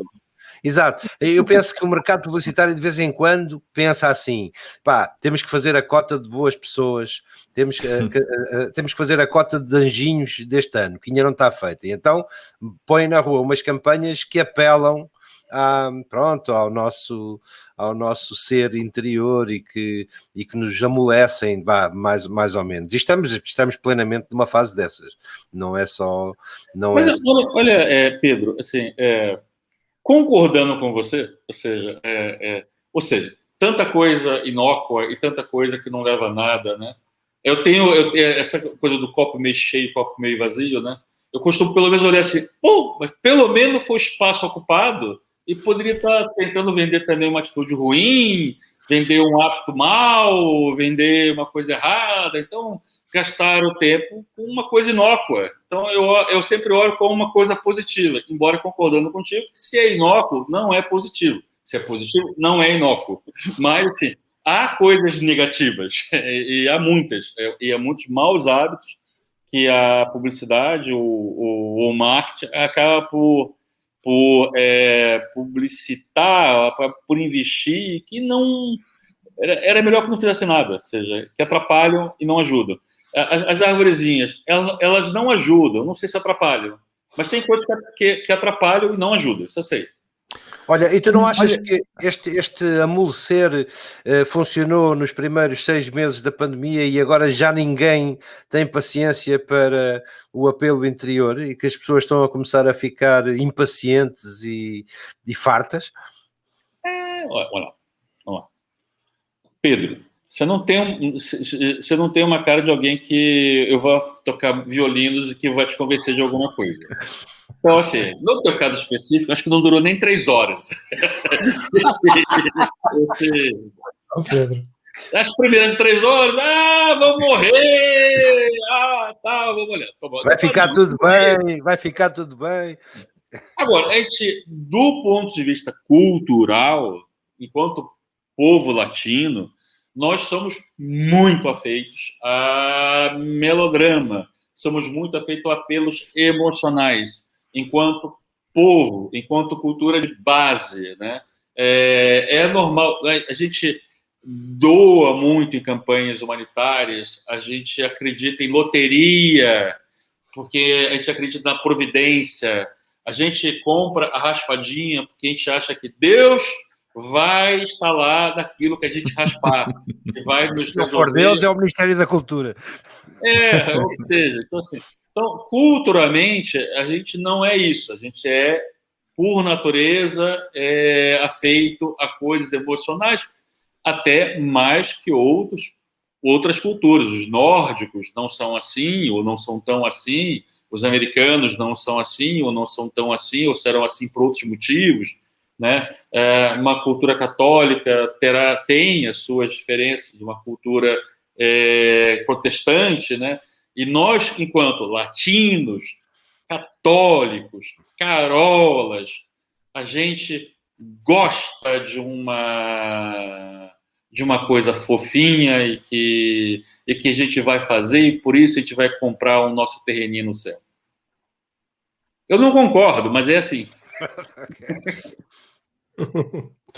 Olha, eu estava-me a lembrar que, apesar de tudo, houve alguns clichês. Eu lembro, não sei quem é que fez, foi um Supercat que fez, de anúncios durante o período inicial da pandemia, que mostrava ruas sem ninguém e que dizia o clichê de cópio nestes tempos sem precedentes, e houve uma série de marcas que fizeram isto de... Não todo. Toda a gente não, generalizar é feio, mas muitas marcas copiaram esta fórmula, que ninguém sabia. Eu estava no evento, eu estava tendo exatamente essa discussão com um amigo meu, que é publicitário. Não, mas assim, a propósito do mesmo lugar, eu estava dizendo, tipo assim, é injusto. Assim, eu, pessoalmente, não contribuí para esse ruído. Por acaso, algum cliente meu podia ter encomendado uma coisa dessa, sei lá, contribuía. Por acaso não contribuí, graças a Deus. Mas o certo é, quando há um momento em que todas as pessoas vivem o mesmo problema e que é natural que a publicidade, o jornalismo, que a comunicação reaja mais ou mesmo do mesmo jeito. Eu sei, mas existe coisas mais criativas a fazer. É verdade, é possível. Eu, por exemplo, até trabalhando, eu consegui 1, 2, não procurei 10, né? Só que eu acho que faz sentido, depois de tanto tempo em que a publicidade não estava vivendo o dia a dia das pessoas, porque mudou o mundo, né? A gente não está naquele planeta da década de 80, 90, em que a publicidade estava par a par, porque, na verdade, havia poucos canais, havia muita atenção e poucos meios para desviar a atenção. Quando no momento em que está tudo concentrado, é natural que as marcas queiram passar mensagens parecidas. E, na realidade, se o briefing era o mesmo, é muito provável que o resultado... Porque as pessoas eram as mesmas. Assim, é óbvio, assim, tipo assim, eu, enquanto criativo, publicitário, tipo assim, mas não custa nada tentar fazer diferente. Não, custa. Primeiro que custa. O segundo, não quer dizer que a pessoa que está te contratando, porque a gente não é artista, né? A gente é contratado, né? A gente é obreiro, né? A gente é contratado para fazer uma obra paga, né? Que quem tem que contratar, se ela tem a mesma sensibilidade, se a pessoa está tendo a sensibilidade média e quer uma coisa que fale para ela enquanto uma pessoa média. Olha, diz-me uma coisa, como é que tu vês estas guerras ou aproveitamento através das redes sociais? Eu presumo que para ti é mais um meio, quer dizer, assistir a pessoas a ter discussões na rua ou a ter a percepção de um tópico que existe pelo país inteiro e tentar depois aproveitar isso de forma mais publicitária para passar uma mensagem boa ou até mesmo para ter um aproveitamento disso. Como é que tu vês estas questões das redes sociais, que é tipo tão efêmera, não é? Dura um par de horas, mas que às vezes pode mudar lentamente as coisas ao longo do tempo, não é? Temos aquela coisa dos hashtags que vão mudando a percepção das pessoas e aquilo demora algum tempo a interiorizar. Como é que tu vês esse aproveitamento do lado da publicidade e das marcas? O que eu acho que há muitos aspectos, mas ficando só num que me interessa em específico, que é o fenômeno das bolhas. Que isso, enquanto comunicação de massa, e a publicidade é uma plataforma que nasceu para comunicar com a massa, então você lidar com bolhas é algo até contra a natura. Ainda mais quando, por exemplo, sei lá, o seu cliente está numa bolha, ele acha que está todo mundo falando sobre aquilo, quando na verdade é só a bolha que está, né? ou a sua agência está, ou o seu companheiro de trabalho está naquela bolha e você está querendo chamar a atenção para uma outra coisa, ou até passar uma mensagem explicando o background e tá, não, todo mundo já entende isso, porque ele está dentro daquela bolha. Isso para mim é novo, é diferente e interfere. Isso até às vezes me incomoda profundamente, que não tem coisa pior, nesse caso específico, do que cliente dentro de bolha. É uma coisa absurdamente difícil de gerir, porque ele mensura o sucesso ou o fracasso de determinada coisa porque na bolha dele foi falado ou não foi falado. E sendo que há muitas bolhas ao mesmo tempo, mesmo num país pequeno como Portugal. Há 30, 40, 50, 100, 1000, 1 milhão de bolhas acontecendo. Mas há bolhas que às vezes são fascinantes. Pá. Eu lembro-me daquela história do SMS que saiu por engano da Mariana do Continente e que foi imediatamente, exemplarmente bem aproveitada para fazer ali um bruá. Assim, eu só percebi que isso existia passado uma semana. E olha que assim, eu tenho 2 Facebooks com 5.000 coisas, eu tenho umas 3 Facebooks de empresa com 5.000 cada um, eu tenho LinkedIn, tem LinkedIn de empresa, sou eu que faço gestão diária de tudo isso, sou eu que publico tudo assim, tipo... Eu só entendi que apareceu essa coisa, uma semana depois eu tive que pedir para alguém para me explicar. Certo, mas foi brilhante porque um erro de alguém a testar um sistema, deu origem a campanhas, a micro-campanhas, muito localizadas no tempo. Funcionaram dentro daquela bolha e, garanto, muita gente dentro daquela bolha achava que estava fazendo uma coisa que o país todo estava falando, e não estava falando. Não estava falando. E isso que eu estou falando, a questão é essa. Todo mundo na sua bolha está falando uma coisa e não quer dizer que isso é verdade. E isso é uma realidade que a gente tem que ter a humildade de encarar. Sim. Mas também tem o seu charme criar campanhas na intimidade do grupo de pessoas que está naquela bolha. Pode ter, mas agora assim, a minha, vamos lá, não sei que eu não posso fazer isso. Agora assim, no dia a dia da publicidade, é óbvio que isso pode ser uma questão e pode ser colocado. E até deve ser colocado. Né? Não estou sendo contra isso. Eu estou dizendo que eu não posso me enganar. Claro. Eu só não posso dizer que eu peguei essa onda, eu sou um grande surfista. Essa é a questão. Ou seja, certo. Por acaso, eu só cheguei 3 dias depois, eu podia ter chegado no mesmo dia. E eu até podia ter feito uma coisa com o cliente, e esse cliente está todo contente, eu também está todo contente, e está todo mundo feliz. Dentro da minha bolha. Então, a minha tentativa é não me iludir com essas luzes. O problema é que, quando eu falo, a pior coisa que pode ter é cliente dentro da bolha, porque cliente tem uma certa dificuldade de entender quando você explica que é só uma bolha. Cliente gera assim quando ele via o MUP, e o MUP ele só via porque estava na porta da casa dele. Então ele achava que a campanha tinha muita visibilidade. Na verdade, tinha 2 MUPs, o da porta da casa dele e o da porta da casa do dono da empresa. Né? E assim, tinha 100% de audiência. Né?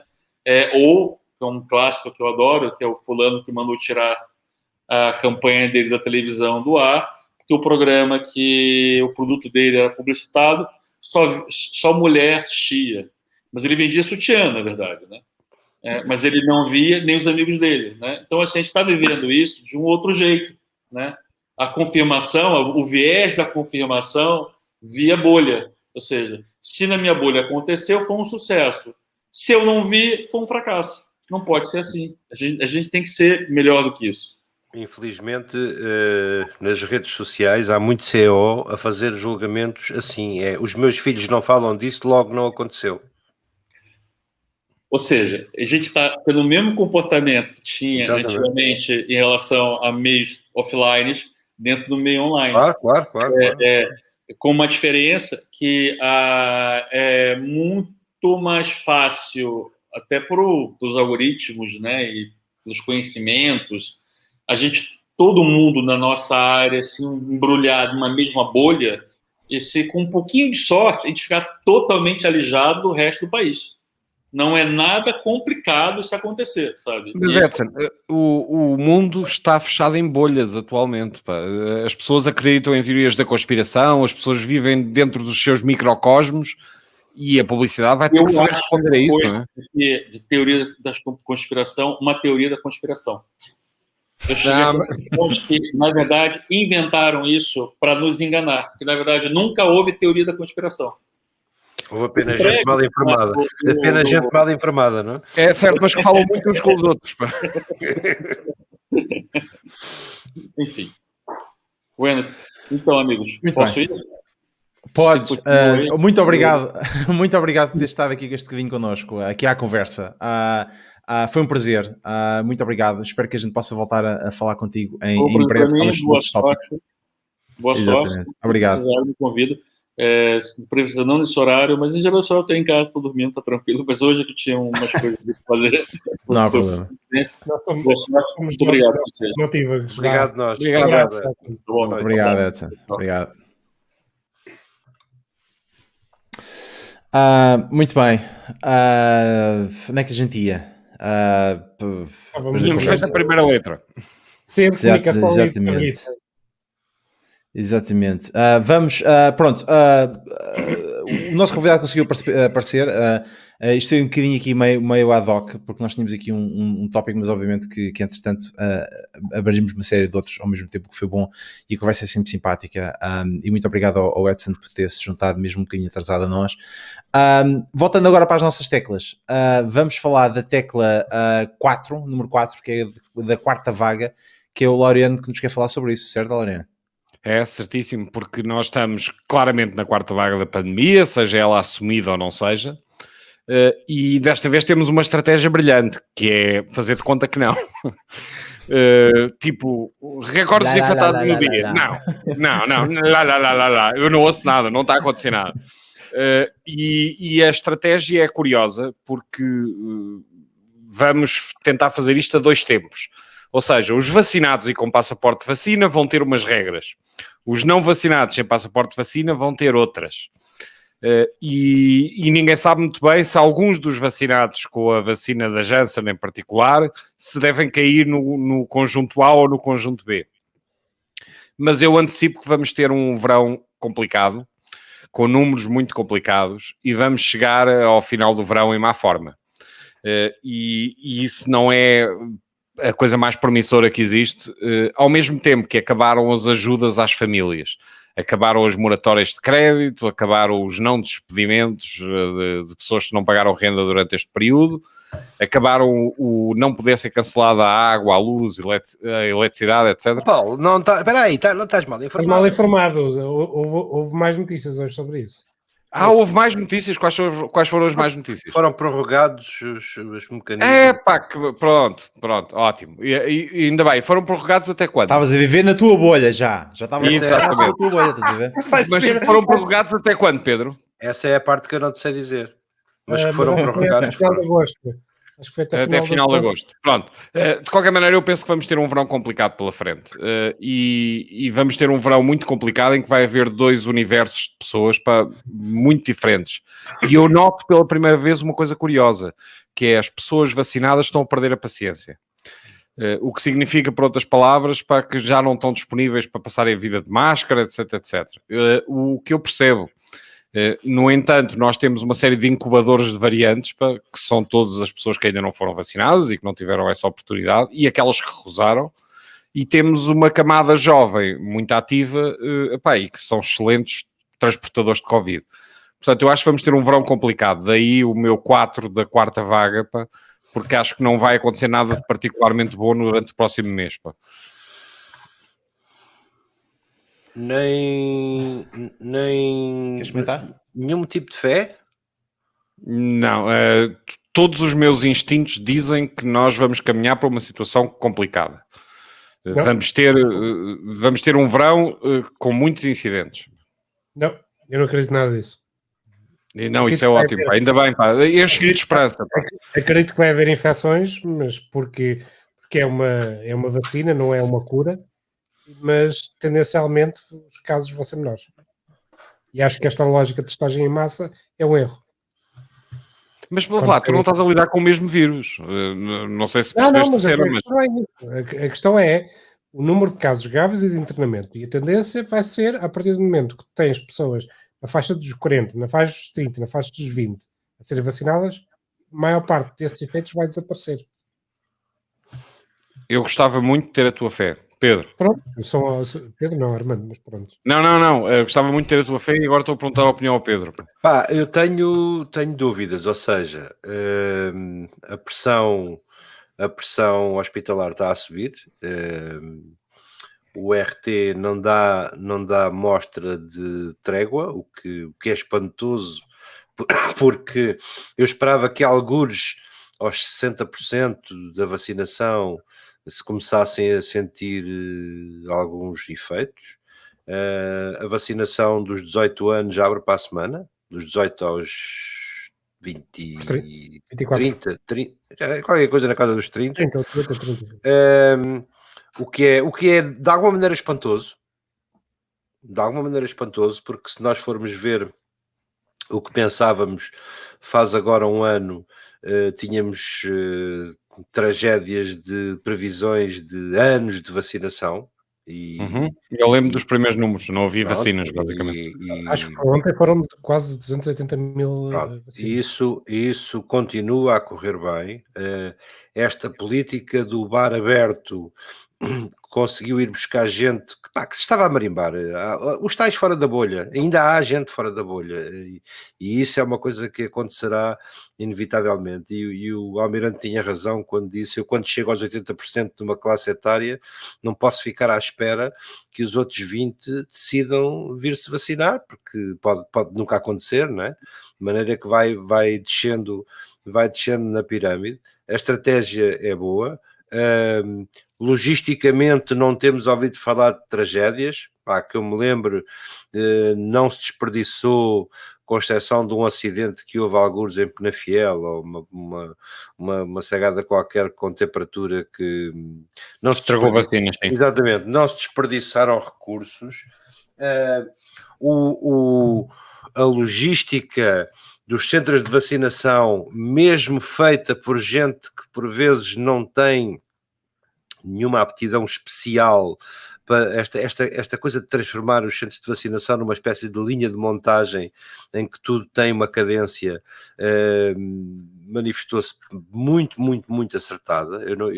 São residuais. Eu hoje ouvi falar em problemas sérios aí num pavilhão de esperas de 4 horas, mas são residuais ao longo deste ano de vacinação. É radical. A única vacinação que está a correr menos bem, mas que tinha a correr menos bem, é a vacinação ao domicílio, porque há um serviço de vacinação ao domicílio para pessoas com necessidades, acamados, etc., em que quer o recobro, quer o tempo de vestir e despir fatos consome imenso tempo, o que faz com que uma equipa consiga vacinar para aí 5 ou 6 pessoas por dia, o que é muito, muito, muito lento, mas também não há outras formas. Mas eu quero ver aquela curva em que a vacinação começa efetivamente a fazer baixar os números. É que eu acho que tu não vais ver isso, porque se tu reparares em Israel e no Chile, 2 países que têm níveis de vacinação elevadíssimos, a questão é, os números estão a subir. E eles estão inclusivamente a dar passos para trás, a voltar a confinamentos, etc. E portanto isso preocupa-me, porque a questão é, a vacina protege-nos de casos graves e de provavelmente morrermos da doença, mas permite que a transmissão continue, portanto está em roda livre, não é? Pronto. E o problema é, continua a haver, primeiro, as vacinas não têm 100% de proteção, portanto continua a haver ali uma margem, uma percentagem de pessoas que, independentemente da vacina, podem ter um problema grave. Porque é uma questão estatística, quer dizer, 96% de proteção significa 4% de pessoas que podem ter um problema grave. 4% da população de 10 milhões é muita gente. Exatamente, é muita gente e enche os hospitais, e nós temos funcionado até agora em função da pressão hospitalar, ou seja, quando as nossas enfermarias estão cheias, nós confinamos, porque não há espaço para meter mais pessoas, não há capacidade para aguentar mais pessoas. E eu penso que estes números não param de crescer. Basta olhar para eles, não é? Repara, não param objetivamente de crescer. E eu vejo as pessoas novamente com cada vez menos paciência para se protegerem a partir do momento em que se sentem vacinadas e com menos vontade de continuar em casa e de protegerem os outros, não é? Acho que esse é o tema aqui, que é a partir do momento que, passado mais de um ano neste tema, vês a vacinação a evoluir, mas não vês melhorias em termos de número de casos, as pessoas fartam-se. Fartam-se porque querem que descredibiliza, não é? Por exemplo, eu hoje assisti a uma discussão muito engraçada, que é as pessoas querem sair da área metropolitana de Lisboa, os que têm o passaporte, os que têm o certificado... Como eu, que daqui a 3 semanas quero ir de férias. Pá. Pronto, e esses pedem, e o governo não cedeu nessa matéria. E eu confesso que me sinto dividido nessa questão. Por outra verdade, o confinamento da área metropolitana de Lisboa ao fim de semana, não me parece que esteja a ter efeito. Não, quer dizer, se for por aí, tu sais à quinta-feira ou à sexta-feira, quer dizer... Vamos ver, aquilo que eu noto, porque consigo fazer a comparação entre, por exemplo, a Inglaterra e Portugal, é que neste momento aconteceu aqui várias coisas. A primeira, nós não aprendemos nada com a segunda e com a terceira fase da pandemia, não aprendemos nada. Segundo, estamos exatamente aí pelo mesmo caminho, ou seja, ainda não conseguimos separar a questão do Covid das outras todas as doenças que nós precisamos de tratar e ainda não pegamos nelas, ou estamos a pegar de forma muito lenta. E isso desgasta a população e também mina a confiança que nós temos nos serviços nacionais de saúde de cada um dos países. E depois são os políticos que até literalmente agora, ainda não conseguiram arranjar uma forma de nós conseguirmos seguir em frente. Ou seja, estão utilizando a mesma fórmula para cada uma destas vagas e apenas pequenas melhorias à medida que vamos avançando. Coisa que depois isso entra em conflito com regras que ninguém consegue entender, que não explicam.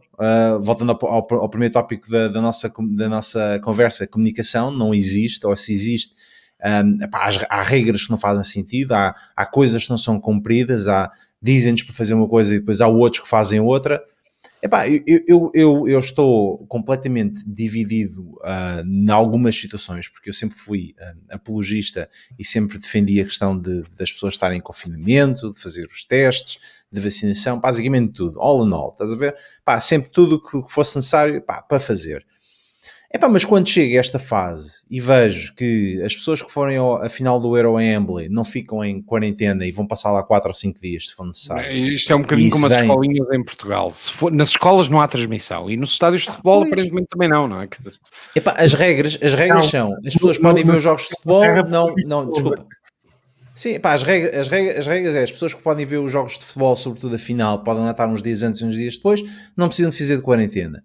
E mais, quer dizer, agora para avançar na Inglaterra, se tu fores a Inglaterra fazer negócios, whatever that is, vais lá fazer negócios, ou uma reunião de negócios, podes lá estar 3 ou 4 dias, também não precisas fazer de quarentena. Eu que moro lá, preciso de fazer quarentena. Qual é que é a diferença entre um e o outro? Não utilizamos o mesmo. Quer dizer, um vai a um bar mais posh e o não? Não há racional nenhum, estás a perceber? Também ter o racional que fechas os restaurantes até às 3h30, mas a pessoa que estava lá a almoçar caminha 50 metros e vai para a praia. E não tem problema nenhum.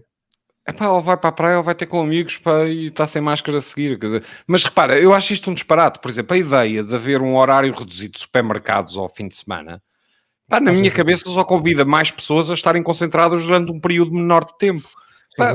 Eu acho que a medida certa era a oposta.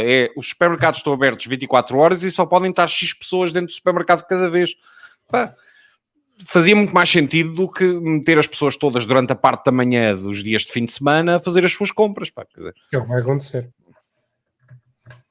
E que é um disparate perfeito. Mas deixa-me só dizer-te, tu estavas a falar de que a circulação com o passaporte ia ser limitada.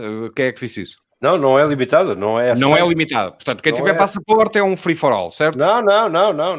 Então, o governo não cedeu. As pessoas queriam que quem tivesse o certificado que pudesse ser-lhe franqueada a passagem. E o governo não cedeu a isso. Portanto, decidiu que, independentemente do certificado, não podes sair de Lisboa durante o fim de semana. O que é estranho. Podes ir para Taiwan. Podes ir para Londres. Se tiveres só não podes ir da periferia de Lisboa.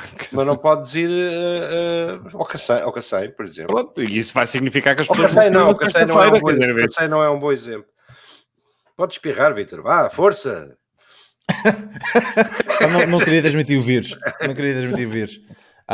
Se bem que eu estou protegido porque eu tenho o filtro partículas aqui à frente do microfone, portanto não há problema. Muito bem, olha, já estou farto de falar da pandemia e já estou um bocado agastado sobre isso, sobretudo porque tive de comprar 2 testes que são ridículos agora para chegar a Londres e que não lembro ao diabo, quer dizer, 2? não posso sair de casa, 2 testes, tenho de fazer um ao dia 2 e um ao dia 8, porque venho de um país âmbar. Mas a coisa é muito gira, quer dizer, eu não posso sair de casa para ir ao supermercado, por exemplo às 11 horas da noite onde não está lá ninguém, mas eu posso sair, meter-me no metro, andar para aí 5 ou 6 estações, juntamente com aquela malta toda em hora de pico, para entregar uma caixinha com uma teste e vir para casa, e posso fazer isso 2 vezes. Ir ao supermercado já não posso. Sem eu escolher a melhor altura do supermercado para garantir que não está lá ninguém, não sei o que mais. Do outro, toda a gente sabe que tu és um bocado promíscuo em supermercados, então exatamente. Anda a lamber os torniquetes todos da Amazon. Exatamente, estás a ver os torniquetes todos da Amazon, estou a lamber aquela porcaria toda a cuspir por cima daquilo. Olha, vamos mudando de tecla, vamos mudar de tecla e vamos passar para a tecla do Armando, que é o I de e-commerce e de Europa. Ui, ok. Opa. Não é aí. Isto a propósito que hoje entrou em vigor uma nova diretiva de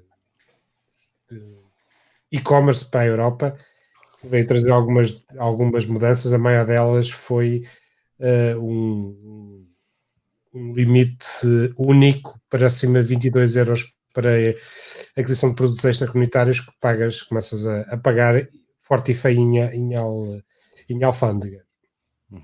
E IVA à chegada, não é? IVA a partir do primeiro cêntimo. Exatamente. E depois há outras coisas, como o One Stop Shop, que é basicamente tu hoje estavas registado em vários países, agora podes estar registado só num único país. Achei interessante trazer isso, porque hoje entrou em vigor, a maior parte das pessoas não tem consciência disso, e eu fiquei a saber que a única coisa que a autoridade tributária tem é um PDF sobre o tema. Portanto, é para tu veres como, quando falam de transformação digital, com avançados estamos neste tema de transformação digital. Eu acho que o PDF é um formato avançadíssimo. Tem havido no workshops sobre o tema. Na verdade, aí desde há 2 meses que me massacram todos os dias com... Curiosamente, todos os entendidos da matéria dizem que vai ser um desastre, mas ninguém me explica porque é que vai ser um desastre.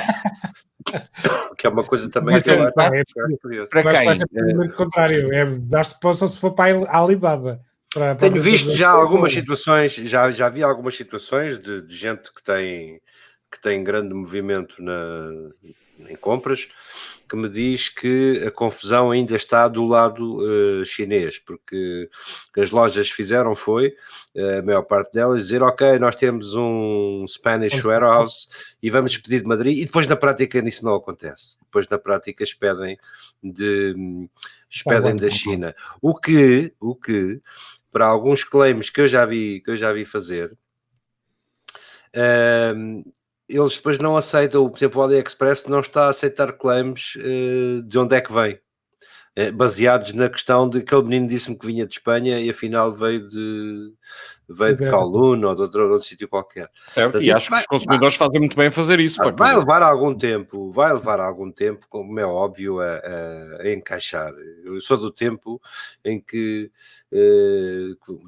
havia uma coisa que felizmente nenhum de vocês deve ter conhecido, chamada BRI, que era o Boletim de Registro de Importação. Antes de tu fazeres a compra, tinhas um processo burocrático de explicares ao Estado o que é que ias comprar. Portanto, tudo o que vier de simplificação, ou seja, se o lojista efetivamente tiver, e há muitos que já têm, que já hoje fui ver, muitos vendedores que na presença de um comprador europeu te discriminam os preços. Se fores ao AliExpress, já são centenas deles a dizer-te isto custa X, vai pagar X de IVA, e vem com uma declaração de IVA liquidado, portanto, que até aos 22 euros não te chateará com a alfândega. A partir dos 22, convenhamos que para a nossa política alfandegária isto é o que a lei sempre preconizou. Não é? O que ele traz é harmonizar isso, porque cada país. Cada país tinha a sua política e então isto harmonizou isto por toda a Europa. Mas repara que os últimos tempos foram uma balda. Ninguém sabia ao certo. Ninguém sabia ao certo. A partir de não foram uma balda, pagar... foram uma lotaria. Tu mandavas vir as coisas e depois ou ganhavas ou perdias na lotaria. Olha que chatice. Chamaram para... Eu tive um assunto destes. Estes óculos que eu tenho na cara, eu creio que já contei isso aqui, vinham com pressão à armação, certo? Pá, e nunca esperei que os senhores viessem com umas lentes plásticas, umas lentes neutras.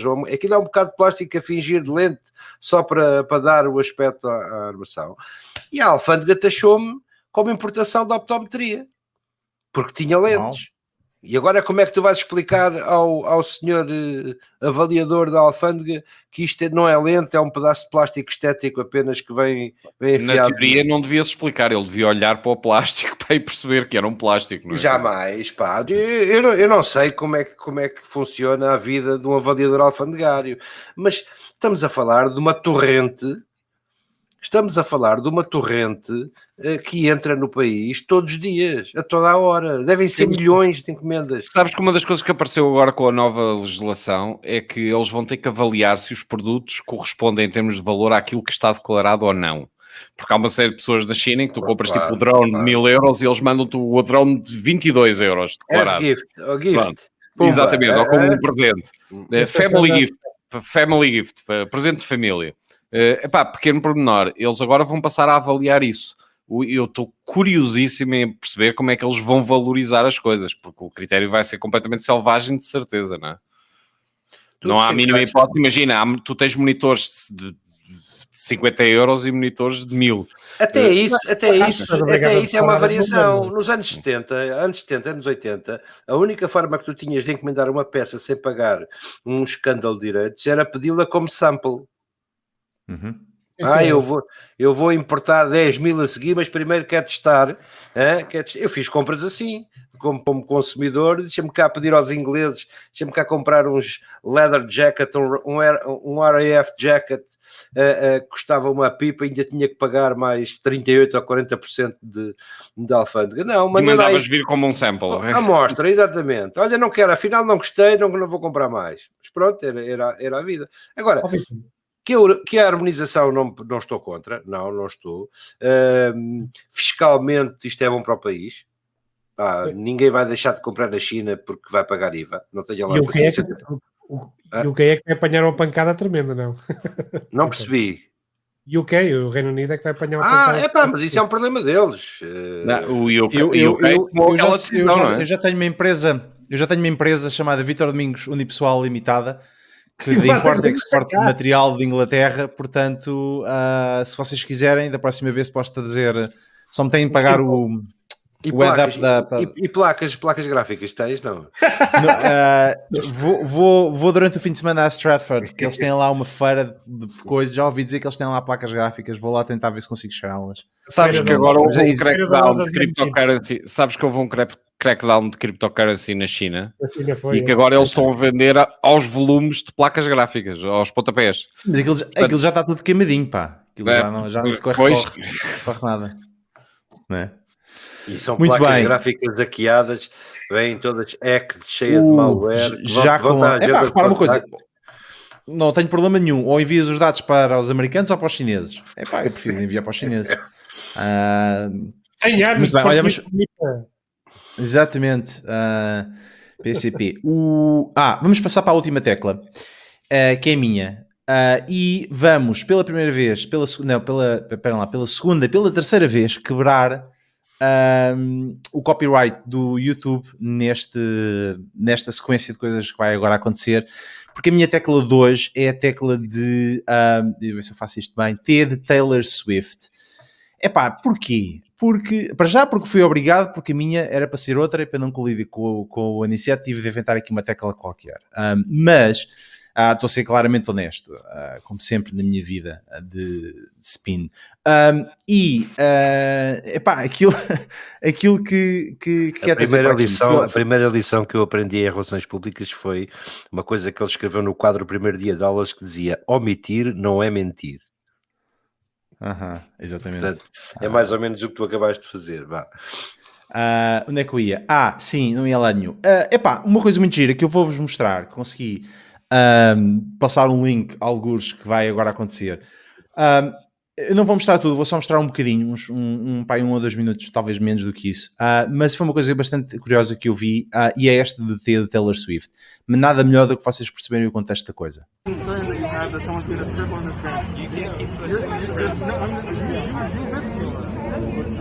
Let's go back to the beginning. It was on the walls, right? And you moved it from the walls. Now you put it here. I'm just trying to... What is the difference? What is the difference? Put it back up on the wall. What is the difference? I don't know why are we having a dance party now? Did you?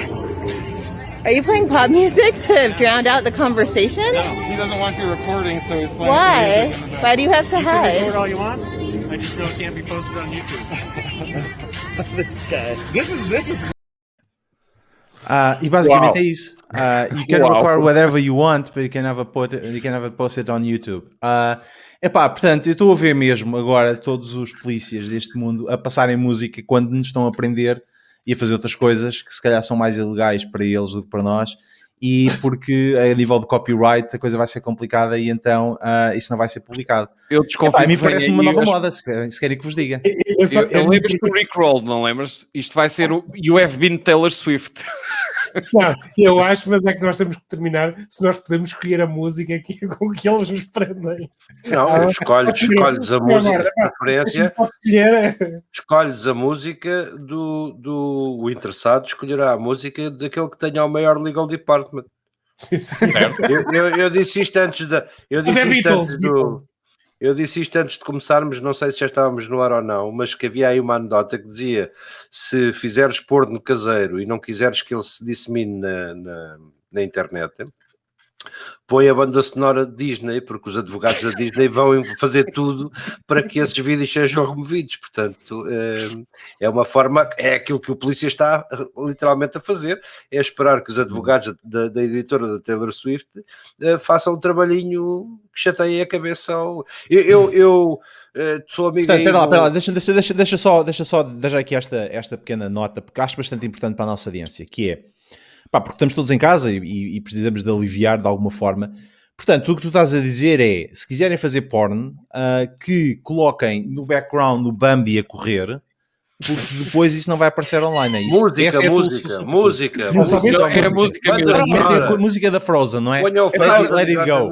Que os advogados mas também podem pôr no porno doméstico Taylor Swift, também funciona. No clímax, depois o Let It Go. Portanto, os advogados da Disney vão fazer o trabalho por vocês. Eu vou fazer isso, vou fazer um compêndio de música que pode ser utilizada em situações porno. Eu posso dar sugestão. Estás a ver, a versão portuguesa do Let It Go pode funcionar muito bem quando ela ficar com ar chateado e disser já passou.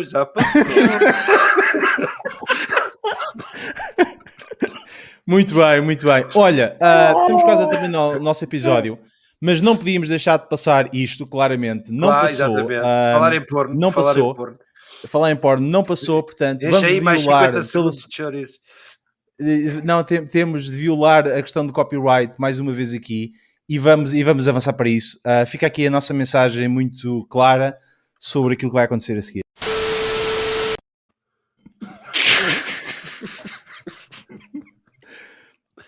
Já é meia-noite, podemos dar os parabéns ao Armando.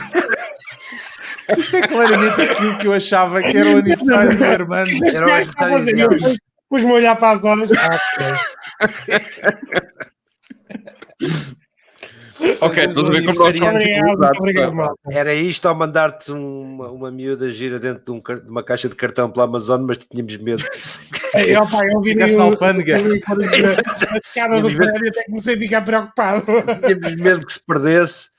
E, muito obrigado, um bom dia de aniversário e que pronto, para a semana a mais, presumo que exatamente. Para a semana não faço anos, portanto estou à vontade. Não, para a semana a mais, prima. E quanto Há mais prima, há mais primas. mais se lhe arriba. Mais primas à frente. Muito bem. Olha, Armando, parabéns. Dia feliz para ti e quantos muitos. E, epá, obviamente, o que vocês viram aqui é basicamente o que parte daquilo que aconteceu nos nossos jantares, que, que eram mais ou menos assim. Foi mais ou menos assim. Mas aqui isto foi uma pequena amostra, mais uma recriação daquilo que aconteceu, obviamente, se fosse o jantar de aniversário do Armando. Fica aí a nota. Muito obrigado a todos aqueles que deixaram comentários e participaram connosco na discussão durante deste programa.